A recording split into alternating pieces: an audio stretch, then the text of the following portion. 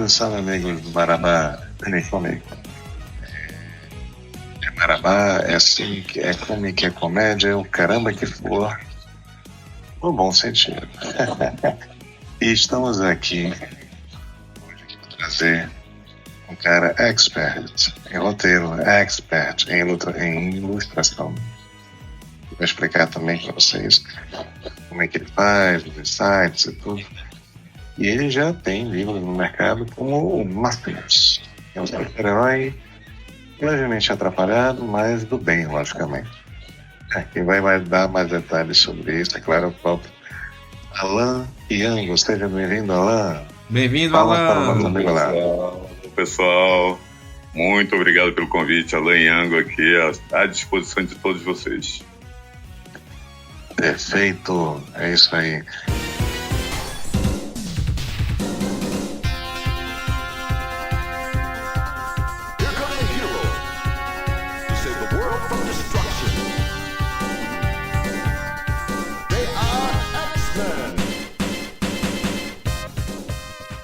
Alan, é o seguinte, bom, como eu já dei aqui uma prévia, mas eu queria que você falasse mais, uma pequena apresentação aí de você, como você começou, da primeira noção que você teve assim, de desenho, e diz, olha, quero trabalhar com isso.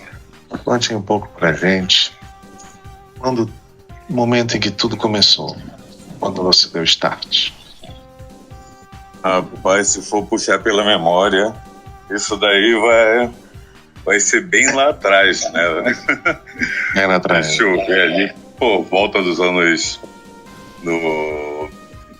lá vou ter que denunciar a minha idade, mas isso faz parte, né? Afinal, tudo bem. Já estou nos meus 51 aqui, não tem como evitar. Eu devia ter por volta de uns 12, 13 anos, alguma coisa assim, meados de 85, 86, né? Eu já curtia quadrinhos, né? Eu gostava de copiar as coisas que eu via por ali e tal, e ir desenhando. Mas eu acho que, salvo engano, foi no ano de 85 que eu fiz a minha primeira história em quadrinhos mesmo.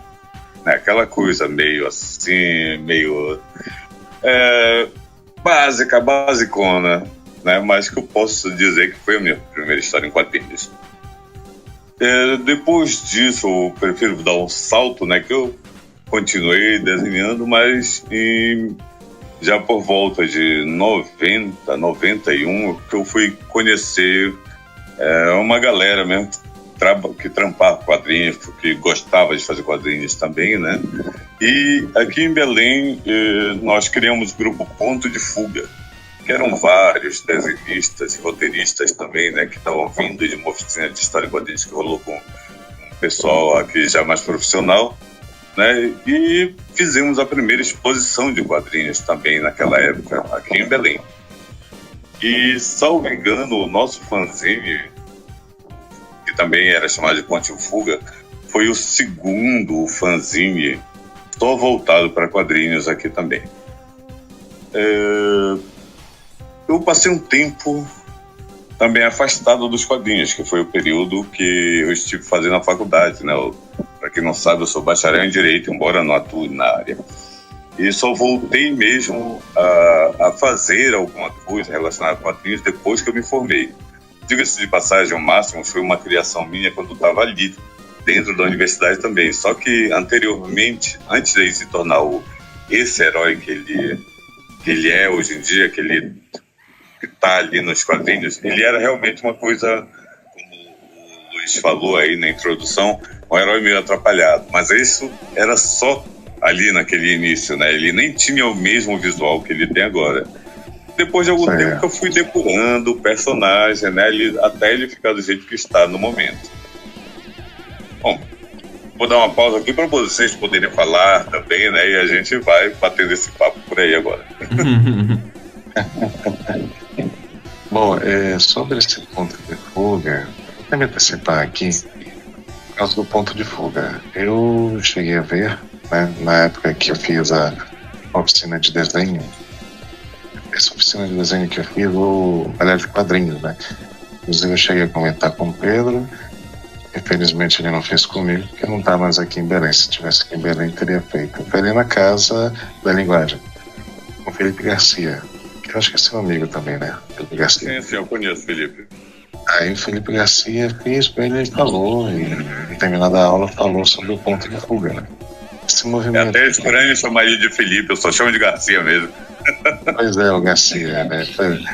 É porque, bom, pra mim ficou com o Felipe Garcia, né? Aí por isso que para os íntimos é o Garcia, né? Mas assim, se eu cheguei a convidá-lo, não deu para ele, mas eu creio que numa próxima oportunidade ele vai comparecer. Ele já fez um podcast com a gente no Frané, assim como você, né? Agora, ele falou sobre o ponto de fuga. Ele mostrou, na verdade, um documentário sobre o ponto de fuga e achei uma coisa sensacional. E pelo número de participantes, né, nesse ponto de fuga, realmente foi um negócio bem bacana. É claro que rolou, acho, umas polêmicas, né? Vou citar uma aqui, claro que a gente não vai entrar em detalhes, se for o caso, mas não é o que você está pensando, não. Ela não é. É toda aquela galera que queimou livro, né? Uma galerinha que achou que queimar livro. Isso foi uma loucura, né? Eu estava afastado nessa época já, né? Foi justamente no período que eu estava na faculdade.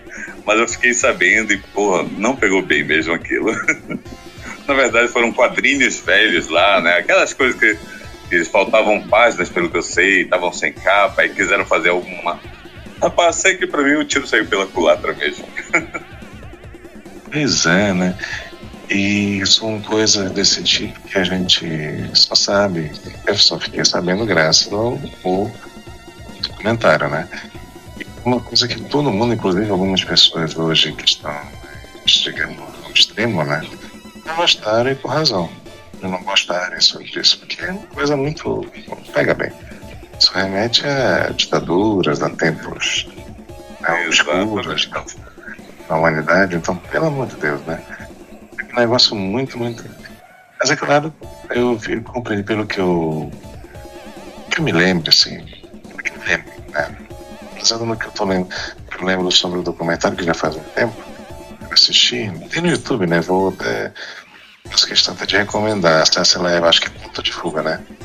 Mas tá... VHQ. O nome é VHQ. É sobre a história do VHQ. Então fica aí registrado o VHQ, depois o Pedrão vai colocar também nos links, né, abaixo do vídeo, ali da descrição. Eu também preciso rever esse documentário. Cara, foi... Assim, que era bacana, tirando esse episódio, mas o que era bacana é ver o engajamento de vocês. Tem espaço para mulheres, se não me engano eram 2 mulheres que faziam a ilustração, também no roteiro. É um ponto legal. Pena que chegou aí pra frente, né? Num determinado momento cessou. Aí eu queria saber sobre isso. Assim, por que cessou? Deveria voltar de repente? Cara, olha, foi uma época muito bacana aquilo ali. Né? O tempo que eu participei achei fantástico. A gente conseguiu realizar várias ações, fizemos exposições, né? Conseguimos publicar algumas edições do nosso fanzine ali. Montamos uma gibiteca também, né? Que, pô, se não me engano, eu fui o primeiro gibitecário ali da nossa gibiteca. Eu ia pra lá, tudo ficava. E, pô, foi legal, cara. Né? Foram bons tempos, né?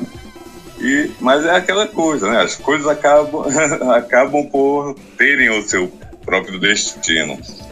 Eu estava afastado quando o Ponto de Fuga acabou, quando a Gibiteca acabou, tudo, né? Eu fiquei sabendo por alto algumas coisas que aconteceram, né? Mas faz parte da vida, é isso aí. Depois disso, né?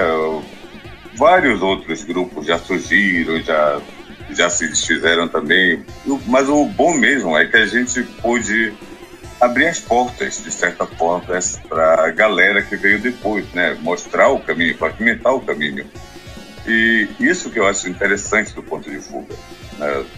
Provavelmente o ponto não estaria na atividade até hoje, né? O Ponto de Fuga provavelmente não estaria na atividade até hoje. Seria interessante, tudo bem, né? Mas seria bem improvável que isso acontecesse. Afinal, quem estava ali dentro, muitos também saíram da área, né? Poucos, acho que dos que estavam lá, bem poucos trabalham ainda ou estão envolvidos com quadrinhos. Alguns foram para animação, outros largaram de mão mesmo e vivem suas próprias vidas.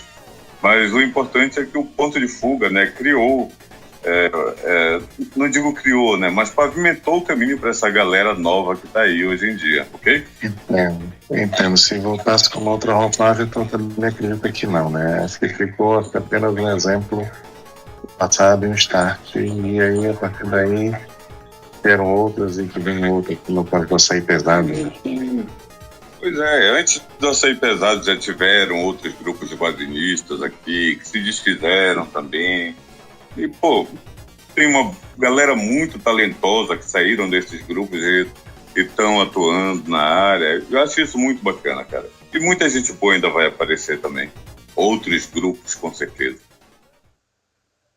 Certo. Pedrovski, vamos você agora.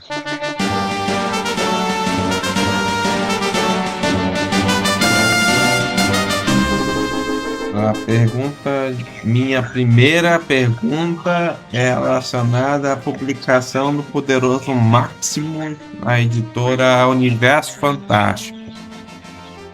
Eu queria relembrar dessa história que foi comentada lá no podcast Frenético, mas nada melhor do que resgatar esse momento de vitória também na publicação.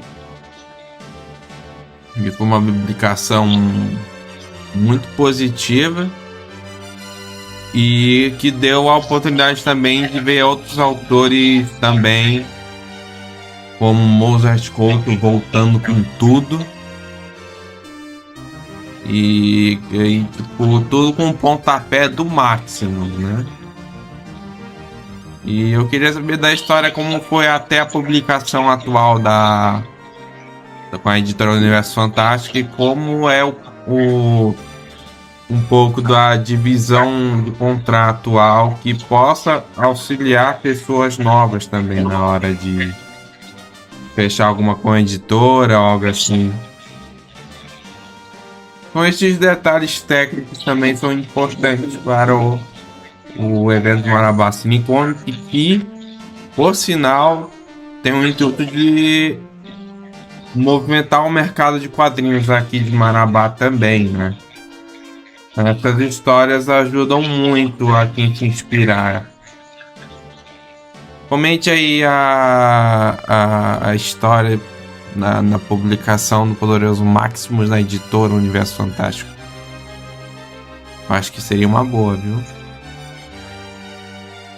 Bom, eu vou pegar um pouquinho do início ali, de como eu comecei com o personagem, até chegar aí, pode ser? Pode. Olha, eu já dei aquele preview, né, de que ele era um personagem um pouco mais cômico quando eu criei originalmente, e depois eu fui modificando até o visual que ele está agora, né, até o que ele se tornou, o que o tornou conhecido. Na verdade, eu comecei ele como uma webcomic, né? Eu cheguei a publicar algumas histórias dele que, na verdade, que foram... Deixa eu recomeçar aqui. Eu comecei a publicar o Maximus como uma webcomic, né? As duas primeiras histórias dele fui eu mesmo que desenhei. Depois eu resolvi passar o bastão para mãos mais talentosas, vamos dizer assim, e permanecer só no roteiro, porque o roteiro é aquela coisa que eu queria mesmo estar trabalhando ali com o personagem. Eu publiquei essas histórias dele, né? Depois, isso foi num blog que existia da UOL na época, só que aí foi tudo apagado, né? E eu tive que montar um outro para publicar as outras histórias que eu estava... como é que eu posso falar? planejando ali com os outros artistas conhecidos meus. Só que o pessoal que foi lendo aquilo ali foi pedindo para fazer uma revista em quadrinhos, né? Perguntavam quando ia sair, se eu tinha essa intenção, e era algo bem complicado à época. Isso faz uns, deixa eu ver, 13 anos. Não, um pouco mais que isso. 12, 13 anos foi quando eu publiquei a primeira revista mesmo. Isso daí, o Máximos, só de criação, gente, eu acho que ele já está beirando uns, sei lá, ele já tem um pouco mais de 20 anos. Isso, exato, o personagem tem um pouco mais de 20 anos. E as primeiras histórias dele estão mais ou menos nessa faixa aí de idade também. Sei que o pessoal ia vendo as histórias que publicava na internet pedindo para publicar uma revista em quadrinhos. Até que em 2011 eu publiquei a número 1 dele aqui de forma independente, né? E nos anos subsequentes, né, eu consegui publicar pelo menos mais umas 4 edições. Foram 5 edições que eu publiquei no total. E parei deixa eu ver, em meados de 2016, se não me engano. Eu parei de publicar ali porque realmente era muito dispendioso, né? E os figuras com quem eu estava trabalhando, assim, os meus colaboradores, começaram a fazer seus próprios voos, né? Começaram a entrar no mercado. Eu acabei ficando meio que sem mão de obra e eu não queria desenhar o personagem eu mesmo, eu queria me manter apenas nos Então, um belo dia surgiu a ideia, né? Eu participar de alguns grupos de WhatsApp, alguns grupos de compra, venda de quadrinhos, coisas assim. E eu fui parar do Universo Fantástico, que era um sebo, originalmente lá de São Paulo. Que ainda existe, por sinal, do parceiro Roberto, né? O cara é gente boa pra caramba. Grande Roberto. E alguém veio com a ideia dele montar uma editora. E falou que o criador do personagem Máximos fazia parte do grupo, né? Aí ele veio falar comigo e tal, e surgiu o papo de fazer um encadernado do que eu já havia publicado, né? E é claro que eu aceitei de imediato. E ainda dei a ideia também de colocar mais um material inédito, mais uma história inédita, né? Que acabou sendo a história colorida que aparece ali dentro da revista, em colaboração com o de Santos, né, que é um desenhista daqui de Belém, e as cores foram do Fabrício Guerra, cara muito talentoso, que trabalha para o mercado americano também.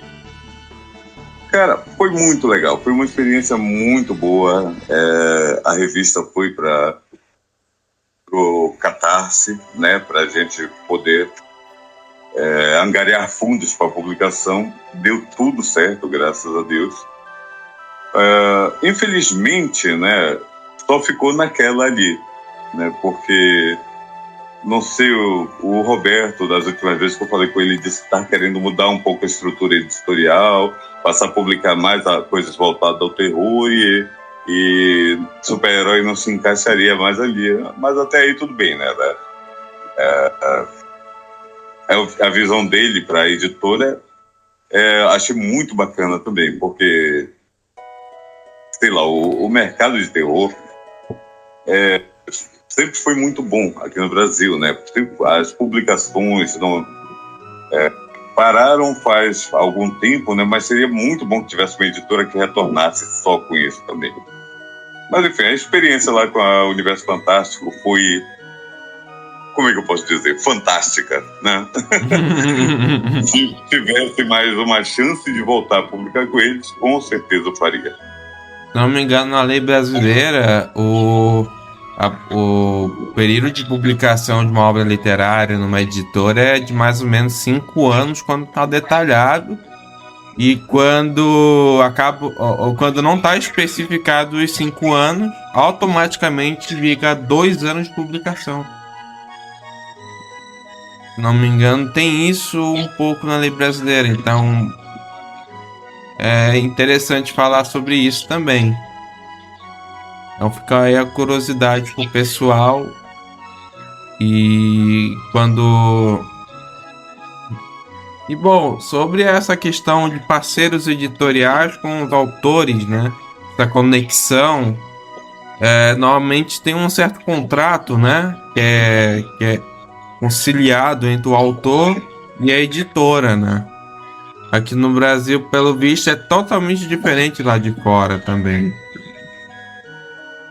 Aí, Bom, na verdade, muitas vezes acaba nem assim com o pessoal que está rolando um pouco mais no lance underground. Às vezes nem um contrato acontece, né? A gente praticamente é um contrato ali com o Roberto. Foi um contrato de boca que a gente cumpriu, né? Um com o outro, né? E deixou as coisas acontecerem e chegarem ao fim também, né?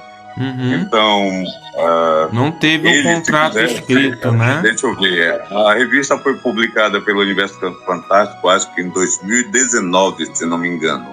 E a gente acertou que, de repente, se ele quisesse fazer uma nova publicação dela ali, né, uma nova edição, ele poderia fazer numa faixa de uns 3 anos subsequentes, o que não aconteceu. Então, agora o Máximos, por enquanto, está parado. Eu tenho o projeto de retornar com ele, né? Eu tenho os roteiros que estão na mão de alguns amigos aí, e a gente está vendo a possibilidade de lançar no ano que vem. Vamos ver no que é que vai dar. Então, no caso, aproveitando aí, o Máximos tem um herói, né? O Máximos, mas assim, o primeiro, né, que você teve já, e tá ali já com ele já há bastante tempo, só que assim, surgiu aí. Mas é que, bom, sim, você pode comentar. Mas se já surgiu a ideia de um outro super-herói, até mesmo um anti-herói.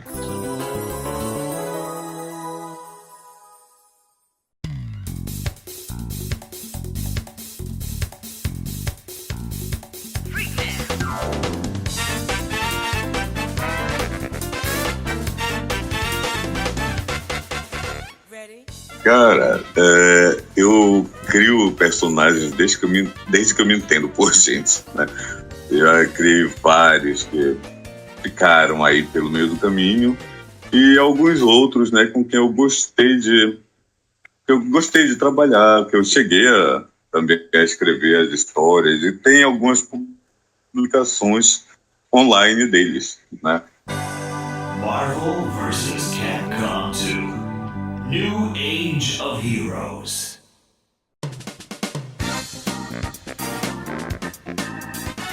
Mesmo na revista do Máximos, eu cheguei a publicar alguns, sendo que na última capa, acho que da número 3 ou da número 4, tem um desenho que foi, na época, feito pelo Alan Patrick, o mesmo cara que desenhou a Arena para o Pipoca aqui, onde estão lá acho que uns 7, 8 personagens meus, né, nessa arte. Que são basicamente os personagens que eu gostaria de trabalhar no meu universo de quadrinhos.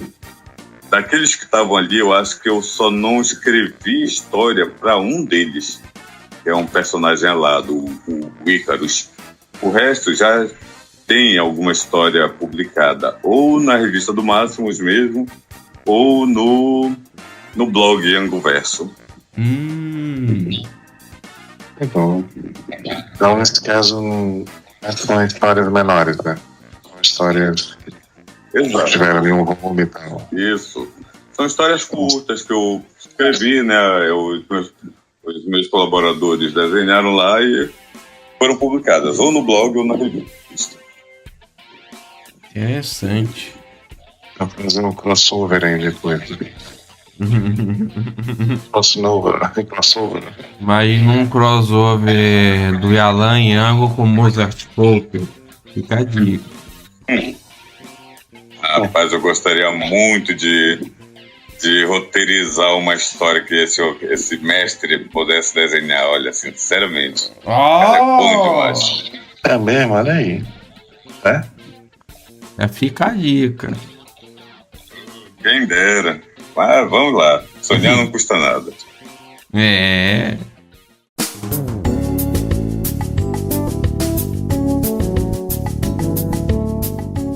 No Brasil, no caso, né? Atual cenário brasileiro. os quadrinhos. Como está o cenário brasileiro do quadrinho? Como é que está, na sua opinião? Tem muito ainda a melhorar? Ou tem, acho que já chegamos a um ponto assim bacana? Cara, eu acho que ainda tem bastante a melhorar. Tá num ponto legal, tem muita gente produzindo coisa boa, pelo que eu observo, né? Editoras surgindo, eu acho que a torta e a direito por aí, essa parte eu não sei se é tão bom, né? Que, pô, enche demais também o mercado de opções, e nem todo mundo vai poder conhecer tantos materiais tão bons assim, né? E afinal, uma coisa que está acontecendo também é que as editoras acabam fazendo quadrinhos com muito luxo e encarece o preço de capa e, pô, acaba saindo da mão do poder aquisitivo de pessoas que querem adquiri-lo, né, muitas vezes. Mas, enfim, isso é uma outra história. Mas, cara, tem muita gente boa produzindo quadrinhos no Brasil hoje em dia. Muitos projetos vindo à luz aí. Poxa, isso é muito bom mesmo. Show de Entendo. bola.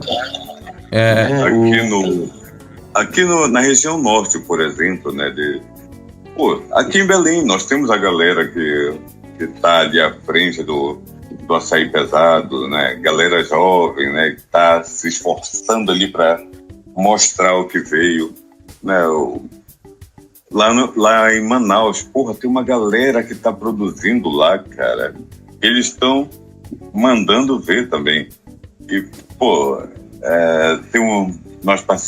eu participo de um grupo onde está todo esse povo, né? Tem gente dos outros estados também da região norte. É o grupo Quadrinistas do Norte, né? E muita coisa discutida ali, e os caras, pô,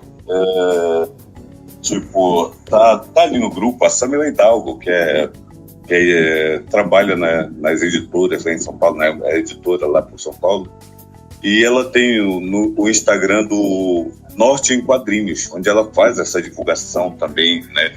Puxa ali, como é que é editado?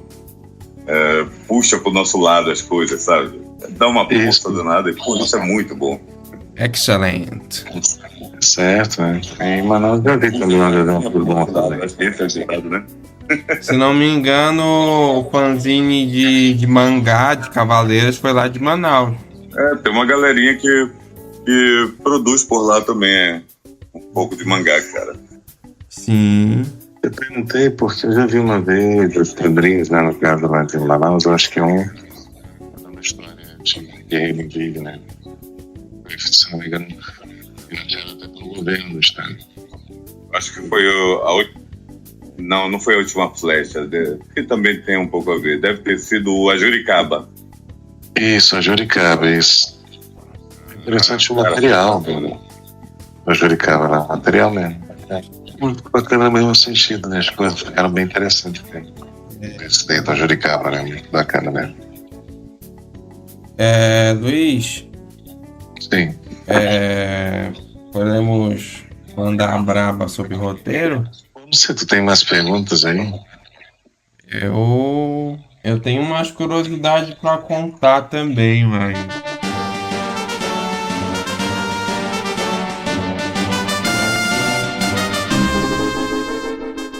Só que eu ia comentar da diferença de roteiro de roteirista para roteirista, né? Que no caso do Alan Moore, né, do Watchmen, ele também tem um jeito de escrita de roteiro que um quadro do quadrinho já dura uma página inteira, né? Enquanto que tem um tipo de roteiro da galera do Stan Lee que é só um resumo e a criatividade vai rolando conforme o desenhista, né? Um roteiro que dura só uma página, basicamente um resuminho da história e depois vai rolando. Se não me engano, o roteiro da Marvel é apelidado de Marvel Way. Marvel W-A-Y, né? Inclusive eu não achei muitas referências também. Se não me engano, o próprio autor de Sandman, né, ele também tem um tipo de escrita também de roteiro, um tipo de formatação. Aí eu queria ver com o Alan qual é o estilo inspirado ou o seu estilo de escrita. Se é uma página inteira, ou se é um resumo que nem a Marvel faz, ou um detalhamento de cada quadro de forma detalhadíssima que nem o Alan Moore faz minuciosamente, ou algo assim, né? Cara, bom, eu praticamente uso um pouco de cada coisa ali nesses modos de roteiro, de construir um roteiro que o Pedro falou, né?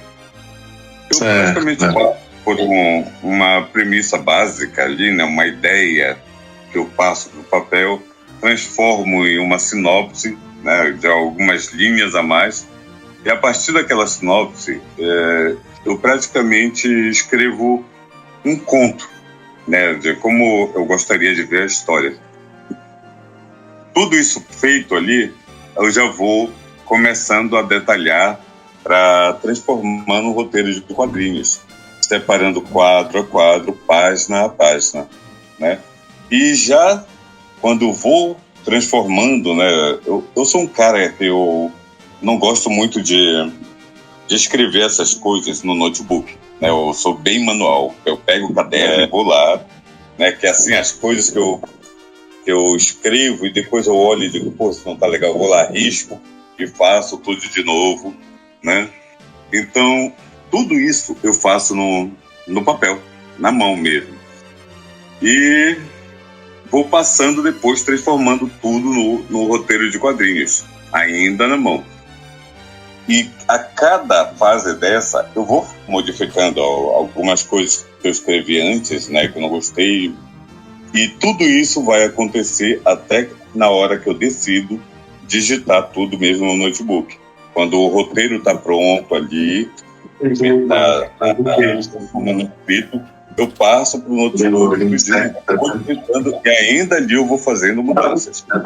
Eu acho que todas essas formas de escrever roteiro que a gente vê por aí, né? Marvel Way, a forma que o Alan Moore escreve também, detalhando quadro por quadro de uma forma assim tão... É uma coisa de louco, né? Mas o inglês já é meio louco mesmo, acho que desde sempre. Aí, o Marvel Way, que é só aquela sinopse mesmo que o Stan Lee escrevia, né, para ganhar tempo, já que ele estava escrevendo de vários personagens ali da Marvel. Então ele fazia uma sinopse bem básica e ia passando para os desenhistas. E os desenhistas, sim, destrinchavam aquilo, transformavam na história que a gente vê, para depois o velhinho chegar lá só jogando as falas, coisas assim. Pô, todas essas formas são válidas, né? Mas eu gosto de fazer desse jeito que eu especifiquei aí no início, né? Fazer uma sinopse, transformar em uma história um pouco maior, depois passar pro roteiro de quadrinhos em si. Interessante. Vou localizar aqui alguns rascunhos meus para enviar também para vocês. Show. Darem uma olhada no meu processo. Porque aí ajuda mais gente também a ser participativo e que como aqui é interior, né? Aqui muita gente não tem muito acesso ou até mesmo não tem aquele interesse árduo, né? Aquele interesse efervescente de correr atrás de coisas, né? Aqui a cultura é bem nichada, ela é bem básica e não tem muito pontapés assim, mas eu tento dar uma força pra cá de alguma forma, nem que seja apelando pro pessoal de fora ou coisas assim para valorizar o mercado marabaense, né? Então qualquer ajuda que tiver é válida. Seja para aqui pro interior de Marabá, né? Ou até mesmo para alguém de fora que tenha curiosidade de conhecer a obra daqui e ficar maravilhado, né? Que tem muitos, né? Então isso é muito bacana, essa parte de roteiro e o aprendizado que o pessoal pode ter, né? Eu separei uma pergunta interessante da Carolina Sanches, eu acho. Pera aí, eu não. Só pegar aqui a mensagem que ela me mandou. A Caroline Chances, ela perguntou sobre a parte de portfólio, né? Se você tinha feito portfólio, que coisas você colocava nesse portfólio? Quais materiais? Seria materiais preferidos? Materiais diversos, né? Então ela perguntou sobre essa construção de portfólio. E ela também estuda roteiro, né? Ela estuda roteiro na EBAC.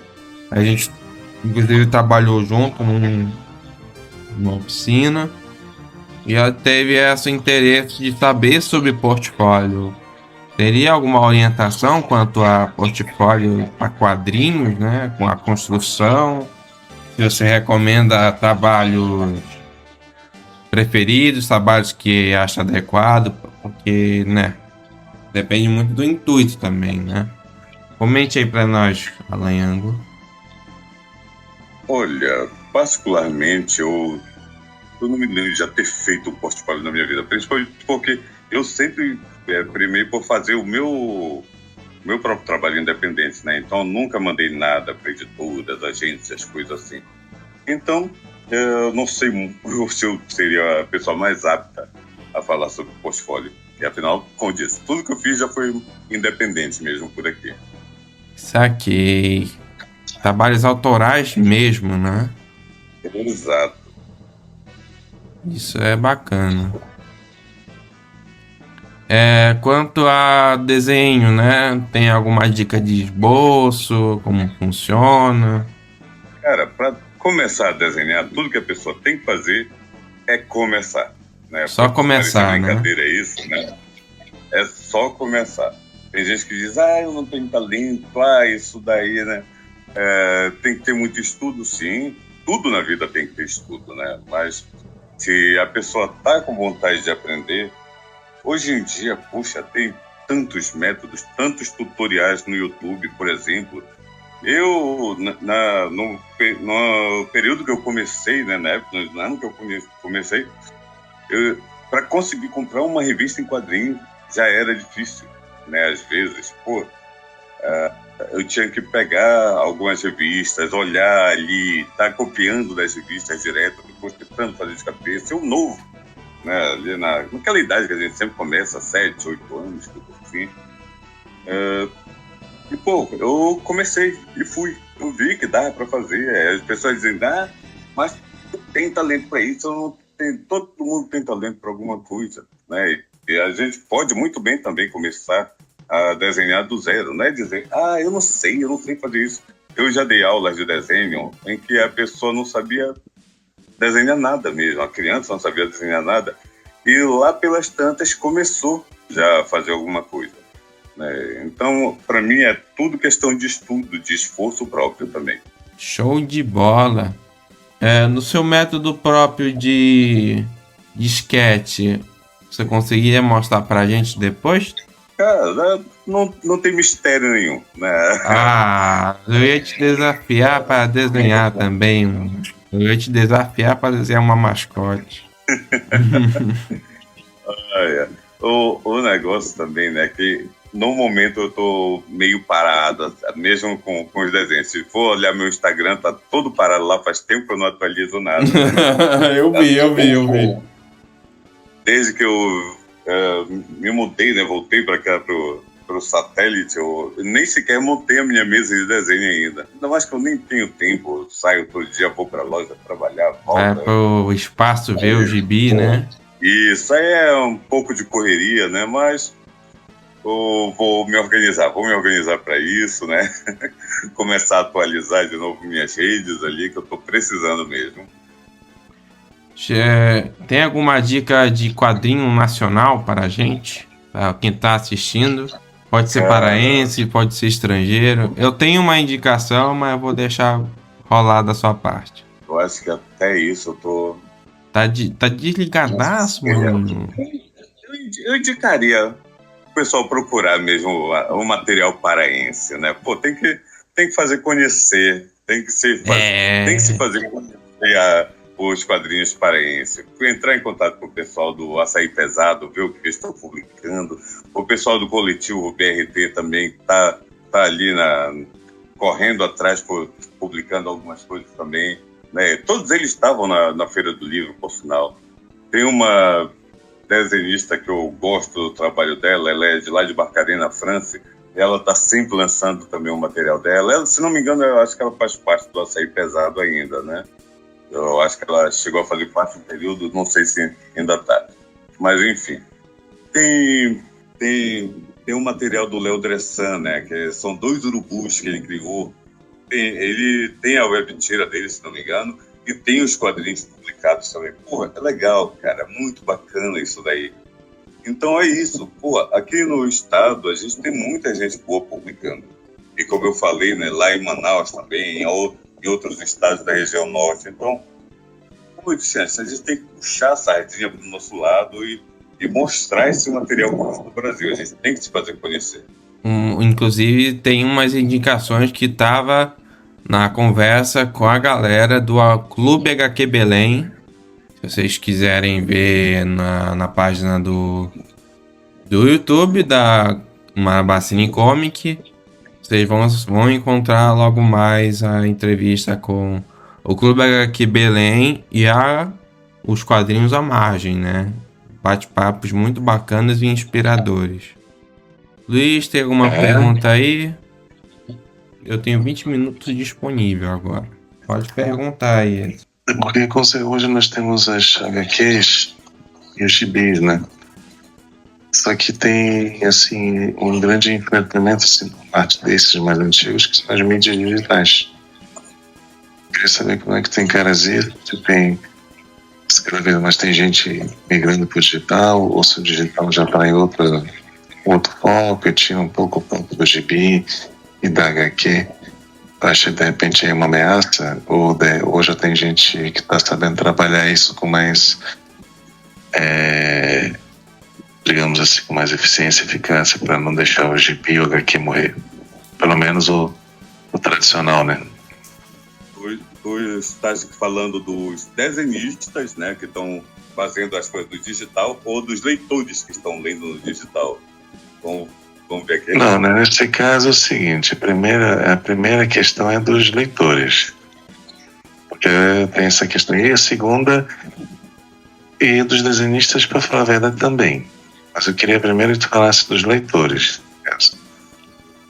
Olha, eu acho que tudo na vida evolui, né? Inclusive as histórias em quadrinhos. Então, tá certo, surgiu como os impressos ali e tal, mas hoje em dia tudo tá na internet. Então não tem como as histórias em quadrinhos deixarem de estar também, né?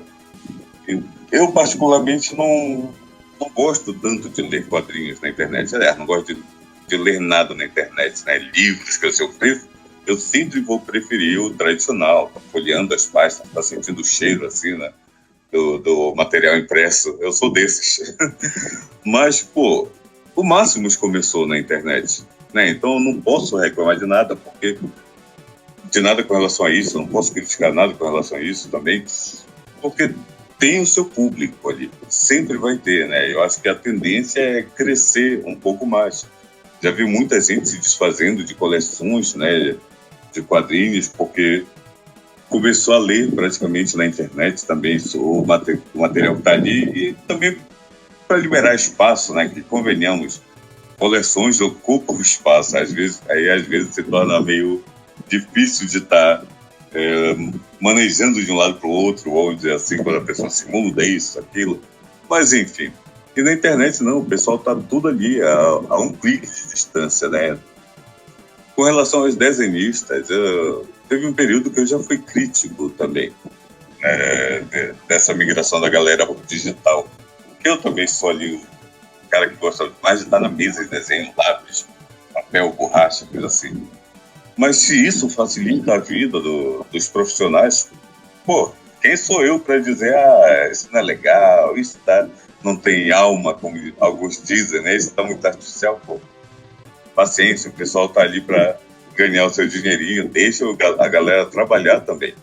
Eu acho que, na verdade, o que ameaça mais a galera que está fazendo esses quadrinhos é a inteligência artificial hoje em dia. Porque tem muita coisa ali que está fazendo o pessoal deixar de ganhar dinheiro. Eu estava lendo uma matéria outro dia aí sobre uma moça que antes fazia o trabalho lá dela para as agências, isso, aquilo, tinham a sua remuneração, né? E com o advindo da inteligência artificial, a renda dela caiu bruscamente. Isso está acontecendo com muitos profissionais, né? Então, a inteligência artificial, que é a grande coisa, vamos dizer assim, a ser combatida pelos artistas. Uhum. Então, Então, esses seriam os desenhistas, né? Esperando espaço para a inteligência, né? Inteligência artificial. Talvez isso aí seja, talvez isso tenha pensar, se bem que agora tem um ponto interessante. Muita gente acha que o outro que vai perder, mas a inteligência, se ela não for monitorada, ela vai foder com todo mundo praticamente, né? E vai foder com todo mundo sem eles perceberem, porque isso afeta inclusive tudo. Cargos públicos, concursos e caralho, 4. Até porque hoje em dia, ainda mais aqui na cultura do Brasil, por causa que dizem que o empreendedor, né? Mas na verdade são poucos os que topam ser empreendedores. E tu vai ver a maioria aí claro, diz que é empreendedor, mas na verdade pode às vezes para um lado mais prático da coisa, tem 2, 3 empregos para manter uma renda, ou de repente um sonho, né? Isso afeta tudo. Até mesmo a galera que um dia hoje concurseiros, futuramente, já que vendo que a máquina pode resolver muitas coisas, até os concurseiros vagas abertas e concursos podem acabar assim, quer dizer, não acabar, mas diminuir bruscamente. Exatamente. E talvez em alguns setores, não no futuro próximo, mas quer dizer, talvez não no futuro próximo, pode ser até próximo. Mas de repente em alguns setores ela conseguir acabar mesmo, porque nesse daqui é mais barato manter máquina do que pessoas. E no outro, tudo bem, a gente vai continuar, vai acabando aos poucos, porque existe regra que tem que sempre que ter um concurso público. Tem. Acho que o que tu me garante que você vai me garantir aí? Você vai mesmo garantir que no futuro próximo essa lei não pode ser mudada? Vai me garantir aí que de repente estipule número de vagas menor, cada vez o número de vagas a menos do que o ano anterior, e assim consequentemente vai diminuindo, tem tudo uma questão aí. Que a inteligência artificial ela pode ter um peso. Ela talvez não tenha tanto peso para profissionais, sabe onde? Na parte de tecnologia, desde que não renegue a inteligência artificial. Porque se renegar a inteligência, já viu, fodeu. Agora, se eles absorverem isso logo de cara, já vão ganhar cada vez mais dinheiro. Mas aí também tem que saber como é que você vai utilizar, né? Pelo menos uma opinião minha aqui. Quando alguém perguntar, não, você prefere a arte do desenhista? Hoje, eu prefiro muito mais a arte do desenhista do que simplesmente uma arte feita em inteligência artificial. Eu não vou dar like em inteligência artificial e arte inteligente, não dou like. Entendeu? Procuro. Agora, se o cara montou mesmo com a ajuda de uma inteligência, mas a obra final, a pitada final foi dele, beleza. uhum. Aí merece um ok, merece um joinha, mas se não, entendeu? Uhum. Como estamos divulgando aí, inteligência artificial doidada, né? E mais sendo feitas, com base também no que os artistas já fizeram, tem traços que muitos artistas. Pelo amor de Deus, aí eu não vou não. Nessa não caiu não, essa não entra. Mais uma outra alô, a Lanhanga tá ouvindo ainda? Ela? Estou ouvindo sim, tá de boa. Tá de boa. Isso aí na verdade foi mais uma opinião, cara. Como eu disse, eu curto muito ainda e sempre vou ter ideia da pessoa fazendo e evidencio. E é claro, vou elogiar e fazer uma propaganda, né, na medida do possível, das pessoas que trabalham com arte. Elas mesmas fazendo. E mesmo que tenha ali a ajuda da inteligência artificial, mas a maior parte é ela que mete 60% é ela que mete a mão na massa. E isso tem que ser elogiado e evidenciado, né? Tem que ser divulgado, na verdade. E respeitado. Mas eu queria também te fazer uma outra pergunta, cara. Como é que é ser dono de livraria, de sebos e por aí vai? É tão desafiador quanto ser desenhista, no caso? Cara, é uma outra vibe, né?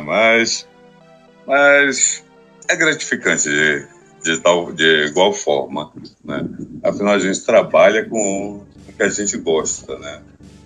Poxa, trabalhar com quadrinhos, trabalhar com livros, assim, né? Passando isso adiante, né? Vendo esse material chegar e passando para outras mãos, assim. Pô, a gente está, como pode dizer, ampliando o acesso à cultura das pessoas, né? E, pô, isso é bom demais. É isso aí. Aí dá uma dica também de livro para algumas pessoas que querem um livro assim, atenção, digo, não, esse aqui é bom, esse aqui é bacana. Esse aqui é o lado bom, interessante, é um consultor também, né? Cara, por incrível que pareça, né? Às vezes fica até difícil, é tanta coisa que chega na nossa mão que a gente não tem tempo de estar lendo assim, né? Que, pô, teve uma situação, por exemplo, eu adquiri um livro lá, né? A intenção depois seria revendê-lo, mas, pô, eu adquiri para ler, né? Que foi uma biografia da Carolina Maria de Jesus, fantástico, cara, tava numa vibe boa, lendo ali o livro e tal, chegou alguém, viu e se interessou pelo livro, eu olhei assim, vai, depois eu procuro um PDF. Mas, pô, aquela história, o PDF a gente encontra, mas cadê a vontade de continuar lendo ali na tela do computador, né?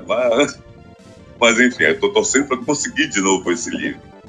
Agora, esse final de semana, né, ontem no caso, né, eu consegui o Rambo na África, que eu tava doido para ler também. Esse eu vou tentar segurar até conseguir terminar essa leitura antes de passar adiante. Aí foi esse e uma biografia do Leminski também, que eu já estava atrás. Pô, adoro o Leminski, cara. Então, tá aí. Eu poderia indicar isso. A galera pega, tem todo o Leminski, né? Então, todos os poemas do cara ali. Porra, aquilo ali é muito, muito bom mesmo. Muito Não nobre. considera isso, né? Primeiro termina, se for um livro interessante, vou terminar de ler, depois eu faço. Eu primeiro pego um livro interessante, se eu pegar um livro interessante eu vou ler, vou terminar de ler, depois eu vendo. Mas o livro tem que transitar, cara. O livro parado numa estante só beneficia a única pessoa que leu ele ali e depois colocou na estante. Eu acho que a gente tem que ter essa rotatividade também. Tá certo. Só não Tá vende certo. o HQ do Jaspion que eu te dei aí, Luiz. Não, esse negócio de presente não. Presente tá aqui, tá guardado, bonitinho, tranquilo, bem cuidado, tá tudo certo. Tudo certo. Então. Bom, eu não tenho mais. Tu tem mais perguntas aí, Pedro? Não. Podemos encerrar já. Bom, então, Alan, eu te agradecer mesmo por você ter aceitado o convite. E mais uma vez, né, dessa vez agora para um evento, né? Em breve nós estaremos, né, isso aqui lá no podcast Frenético, com certeza eu vou fazer um convite aí em breve, caso você tenha tempo também de fazer, né? Enfim, mas eu tenho que agradecer muito aí a sua presença e a gente sempre pede aí umas considerações finais, palavra para a galera que gosta de quadrinhos e aqueles que querem também entrar nessa área. O que você tem a dizer? Cara, de início, eu que gostaria de agradecer, né, por mais esse convite. Sabe que eu vou estar sempre à disposição aí. Quando me chamarem, eu vou estar presente, né? E, pô, pra galera que quer entrar na área, é aquilo que eu falei lá sobre começar a desenhar. Vai e entra. Mete o peito, né? Vai com a coragem. Eu sem coragem mesmo, né? Depois tu vai criando coragem pelo meio do caminho. Mas vai ali e faz, né? Não é difícil. Como eu disse, tem hoje em dia tantos cursos por aí, tantos tutoriais no YouTube de como começar a desenhar, como começar a escrever, né? Isso falando para quem quer enveredar pelos quadrinhos ou pela literatura, sei lá. Pô, vai e faz, cara. Não fica esperando que esperar, a gente às vezes espera as coisas acontecerem e elas acabam não acontecendo, né? Se não tomar uma atitude, não adianta nada. É isso aí, galera. Não esqueçam Tá também certo. de se inscrever no canal dos Frenéticos. Canal no qual eu participo também. Tem umas gameplays bem humoradas, para quem gosta de humor atípico. E a gente se encontra na próxima. Então, agradeço demais a participação e vamos que vamos. Considerações finais, Luiz? Não, bom, eu pedi. Se você tiver alguma consideração final, pode falar, né? Já falei. Em off. Era isso? Bom, queridos, então eu só tenho que agradecer e obrigado a todos. Vejam mais. Fiquem aí para mais atrações. Marabá. Streaming Company.